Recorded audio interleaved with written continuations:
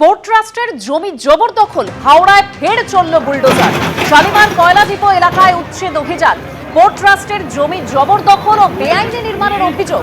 Bulldozer দিয়ে ভেঙে ফেলা হলো বেআইনি নির্মাণ ও কাঠামো।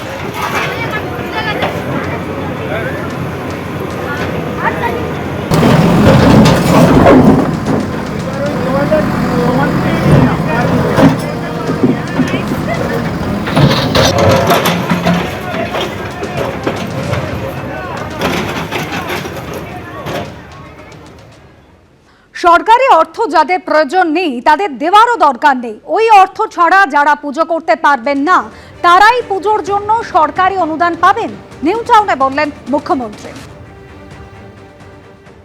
রিগার্ডিং দুর্গাপুজো, এটা নিয়ে আমি এখনো আলোচনা শুরু করিনি।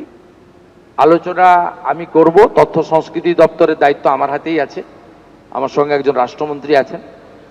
আমি এটা সাংস্কৃতিক দপ্তরের মধ্যে পড়ে, আমি নিশ্চয়ই আলাপ আলোচনা করব। আমি একটা কথা শুধু বলবো, ওই সামান্য সরকারি অর্থ যাদের প্রয়োজন নেই আমার মনে হয় তাদের দেওয়ারও দরকার নেই। আর যারা এই অর্থের জন্য পুজো করতে পারেন না বা পারবেন না তাদের পাশেই সরকার থাকবে। আমাকে পাবলিক ভোট দিয়ে জিতিয়েছে, বিজেপি এবং এমএলএরা আমাকে মুখ্যমন্ত্রী বানিয়েছে। আমি জনগণের প্রতি দায়বদ্ধ। আপনার জনগণের স্বার্থ যেখানে যুক্ত রয়েছে সেই স্বার্থ সর্বাধিক অগ্রাধিকার পাবে। মুষ্টিমেয় কোনো ব্যক্তি বা গোষ্ঠী তার স্বার্থ আমার কাছে অগ্রাধিকার পাবে না।